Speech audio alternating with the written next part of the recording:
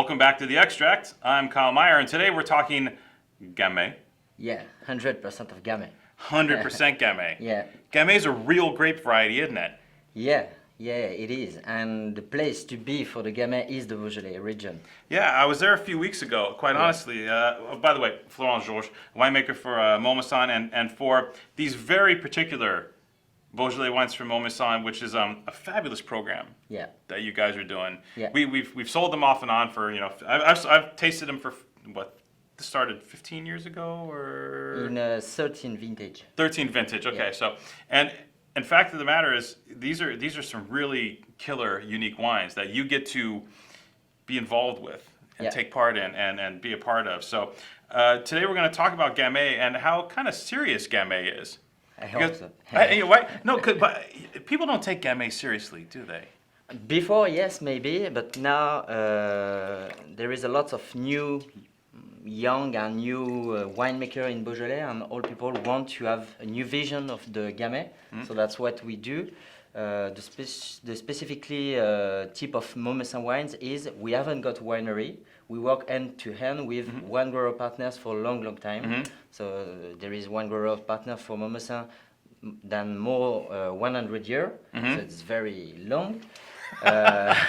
And so that's why we are very important in Beaujolais and specialist on Beaujolais wines, Gamay wines, because we have a lot of one grower partners in each appellation of Beaujolais. You know, when I went to Beaujolais, because literally I've been doing this for 30 some odd years. First time I went to Beaujolais was like a month ago. It was remarkable. Oh, what the hell took you so long? When I went there, the terroir is amazing. Yeah. The hills, the elevations, the age of the vines, everything screams serious wine. Yeah, there is a lot, as you say, a lot of hills. So the work in the vineyard is very, very hard. There is 10,000 plots per hectare, so it's huge for wine today. So yeah, the work on the vineyard is very, very difficult. And after for the wine, so I'm born in Beaujolais. I'm living in Beaujolais. I love this wine. I love this wine maybe as I love my woman. What do you know of great love?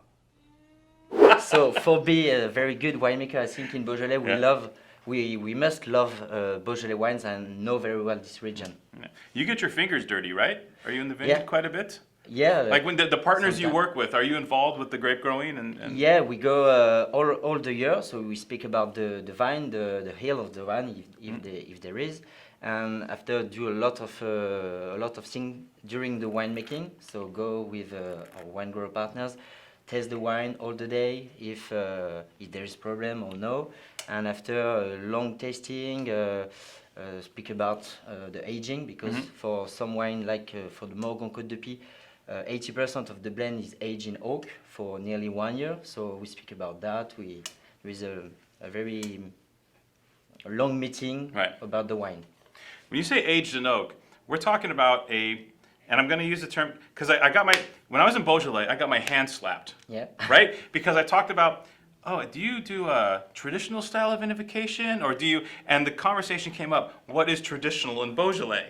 Right? With the and in a couple of places they were like, well, of course, semi-carbonic is traditional. This is the way we've always made wines. But you're making the wine in a different traditional way. Yeah. Can you explain that? Yeah. So as you said, the carbonic maceration is the traditional winemaking in Beaujolais, but more and more we forget that. I don't say it's bad winemaking, No, right? But we as we say at the beginning, we want to change the picture of the wine, of the Beaujolais wines. So we start to distill a lot, have a long maceration.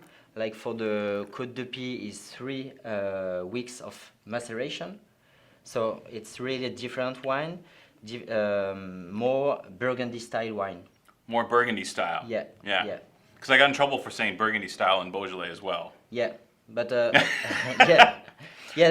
is wine like the Moulin à Vent is always, we can say it looks like a Pinot Noir, but now Morgon is the same, Brouilly sometimes. So yeah. So you're treating the Gamay grapes like Pinot Noir in Burgundy, just what we call like a normal vinification of Pinot Noir in Burgundy. Yeah. And you're doing that here. Yeah. Yeah. And you did that with these wines. Yeah, especially for the Morgon. Yeah. For the Saint-Amour, we do this is a blend of semi-carbonic and Burgundy style. Because I like the Saint-Amour when they are always fruity, but with a long full body at the end of the mouth. But for the Morgon, so it's a 2015. You can see is always very very young, maybe too much young today. So that's why the Burgundy style is good for the Beaujolais wine, I think. Man, when I was there was a bunch of old vines. Yeah. Some of the highest concentration of old vines Yeah. anywhere in France is in Beaujolais. Why is that? I mean, they don't die. There's not a lot of replanting. What's the deal? Is the soil conducive to letting these we vines have thrive? a wonderful soil in Beaujolais. There is a different terroir in each appellation. A lot of granite terroir. But for example, for the Morgon, it's more volcanic soil. So that's why each wine it's really different, and that's why I think we can have very full body wines more than we say than we did before. I think. Right. Yeah. Yeah. Well, and the old vines are a big contributor to that, but also so this was all done straight Burgundian style right here. This is sorry? This wine was made in a Burgundy style, the Yeah. Morgon. Yeah. It's off the chain, dude. Yeah. That's really good wine. And we have, especially for Morgon, we have got 3 very good wine grower partners for a long time. So we know very well each vine. So we can select at the beginning for this blend of Grand Mise, which is our flagship Morgon, the best vine. So after the best wine. And you don't, and all this comes from let's talk about Côte de Pie, like real quick. Yeah. This is arguably one of the best terroir in Morgon, like one of the best spots, or? I don't know. You're But, right. No, because there's Courcelette, there's Cras, there's Cham, there is 6 different climates Yeah, in yeah, Morgon. yeah. But Côte de Pie is the most famous most famous. Yeah. climate, and there is very beautiful wine in Côte de Pie, and each wine grower we bottling our own wine do a Côte de Pie with it is her flagship of Morgon. If there is a Morgon Côte de Pie, Morgon Charme, or somewhere else, always is the Morgon Côte de Pie should be the better. So Right. yes. Right. Technically, right? Yeah. Now, but the Côte de Pie, it's a hill, right? And they're growing vines on all sides of the hill, Yeah, exactly. right? Yeah. Do you have selections from all sides of the hill, and then you Yeah. blend it together? Is that how that works? Yeah, we have also Morgon Les Charmes and Morgon Grand Cras. Yeah. Yeah, and in this range, Grand Mise. This is pretty remarkable wine. You know, because the thing is, not too many people are doing a straight Burgundian style vinification. I think it's still kind of unique within Beaujolais, right? Yes. There is more and more natural wine in Beaujolais, Yeah. but I'm not sure it's the good type of wine we need in Beaujolais. That was perfectly politically stated, and I 100% agree with you. Yeah. Okay. Well, they're doing wine in a Burgundian style, right, as well. But here you're a little more maybe conscientious with the vinification. Yeah. Yeah, a little sulfur. Yeah. Sulfur's okay, right? Yeah. Okay. No, absolutely exquisite wine. And I got to ask finally, how many do you make wines from every cru in No. in Beaujolais under this series, or No, just no. only particular? For Mommessin do all the cru of Beaujolais, but for this range of Grand Mise, there is not all the cru. There is a Beaujolais village, so it's not a cru of Beaujolais, but it's a Beaujolais village. There is 3 different Morgons, so Côte de Pie, Charme, and Grand Cras, Saint-Amour, Côte de Brouilly, and a Moulin à Vent. By the way, the Saint-Amour is one of the best I've had.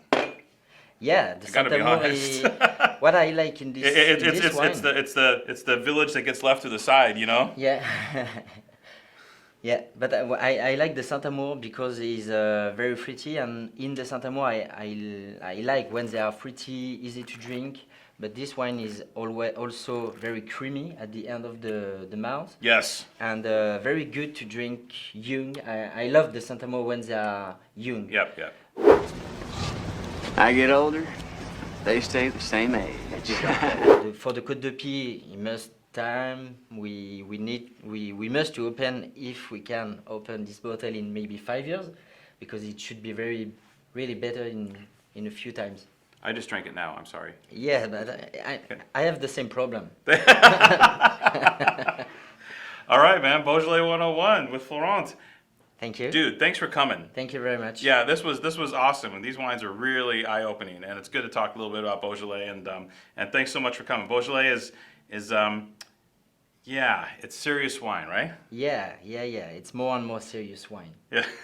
Cheers. Thank you.